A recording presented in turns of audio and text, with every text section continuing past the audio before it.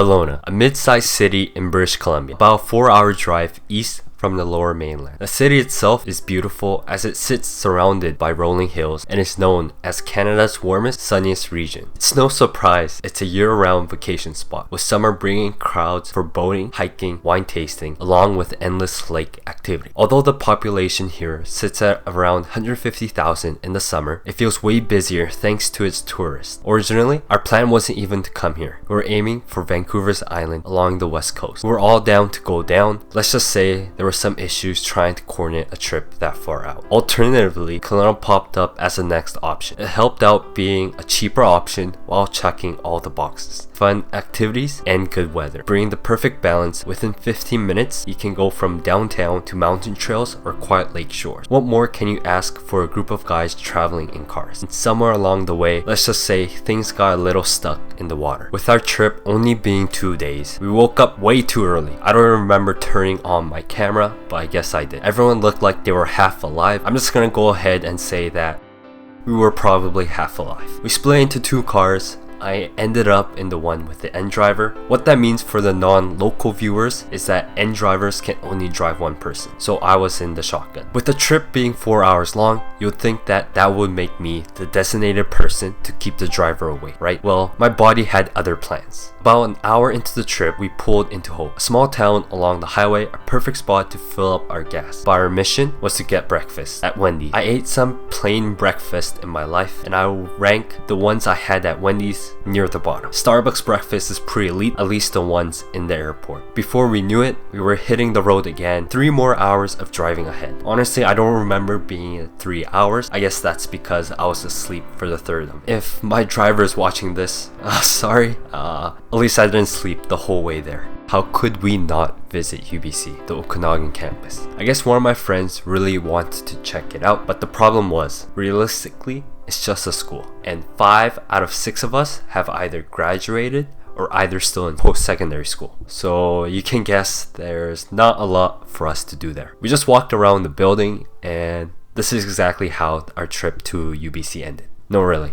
It ended faster than our stop at Hope, and Hope was literally just us grabbing food. I think the most memorable thing about UBC was realizing maybe I don't miss school that much. One thing I'll miss for sure is the kangaroos. Did you know that Canada has kangaroos? Well, they aren't really native to the country, but they're here. Price was $30 per person to enter, which looking back, I think I should have checked the prices first before we got there, but I'm not sure if it would have made any difference. For a one-time experience, where you'd be able to see the kangaroos in Canada instead of traveling to Australia to see them, I'll take the $30. It's one of the top things that popped up when I searched up things to do in Kelowna. It also had one of the most reviews, so I guess everyone else had the same thought, wanting to visit. I guess with so many kids running around, the kangaroos were tired. They were lying flat on the ground like they were watching TV. One thing I wasn't expecting when we got there was to see a whole animal farm. We saw so many different animals there, I don't remember. I'll just play it on screen so you can see them. One thing I was expecting was to meet LeBron. Yeah, LeBron James. And you know I had to pose just for him. This doesn't even deserve its own talking point, but sure, I guess. We had Costco for lunch. I know, very local. We had to stop there for the $1.50 hot dogs. That was it for lunch. Check-in to the Airbnb was at 4 p.m. And I think around this time it was around 2 p.m. We stopped nearby. I think it was called the Play Zone. I forgot what it's called. It's like an arcade type thing. There was like mini golf as well as go-karting. And you know the thing that we needed more after driving for 4 hours? It's more driving. And you know I smoked everyone. Sadly, there's not enough clips or like any clips of us go-karting to show you guys, but just take my word for it. There was also mini golf, and if you know me, I absolutely despise golf. Golf is not a real sport. I think it's mostly luck, and no, it's not because I suck at it. I'm not gonna say much about it. I'll just say I won the tournament. I don't even know what to say.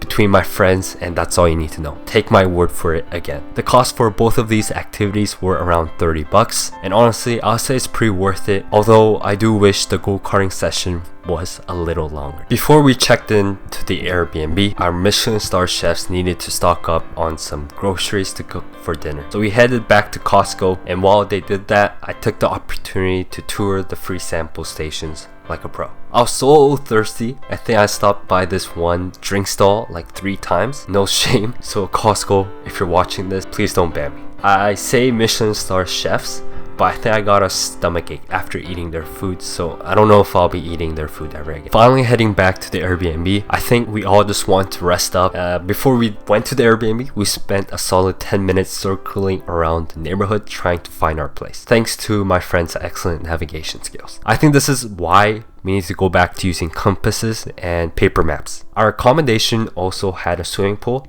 so we had to check it out. It wasn't massive, but it was definitely deeper than I thought.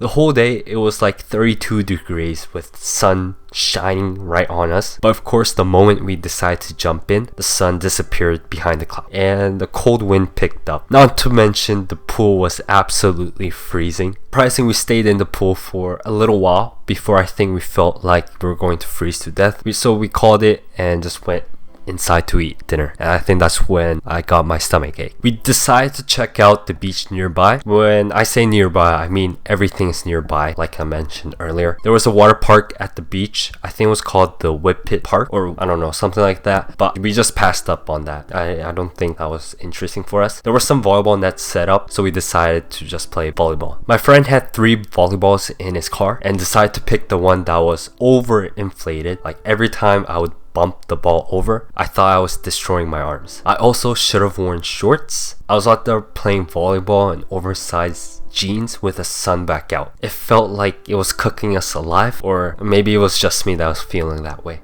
We also ended up playing some basketball with the volleyball. Being overinflated did help, I guess. Eventually someone else joined and we played on like real 3v3 match. And meeting LeBron earlier today, I could feel his aura, so how could I lose? We woke up earlier again to start the day. I don't even remember where we went, but we hiked. Yeah, we just hiked and came across a small waterfall. Took some photos here and there, and that was pretty much it for the hike. Our last and final big activity before heading back, boating. Or is it called sailing? Cruising? Honestly, I don't know the official term for it. All I just know is that we rented a boat. This is probably where our trip's budget skyrocketed because the rental price was around $300 for just 2 hours. At first I thought it was kind of short, but after doing it, thank gosh it was 2 hours. I don't think I would have lasted another hour under the sun. Apparently you don't need any special boat driver's license to operate one, which is slightly concerning, but I'm not complaining. We all took turns driving it,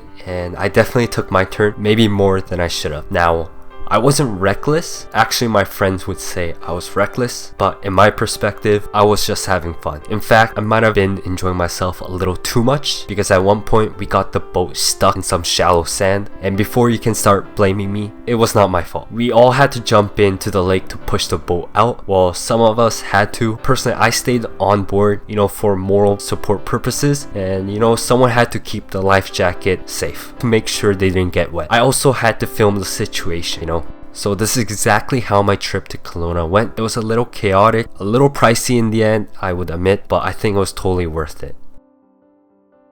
Big wave, big wave! Let me sit. Oh, it's kind of small. Oh, it died down. It died. Oh. Oh. Oh. Oh.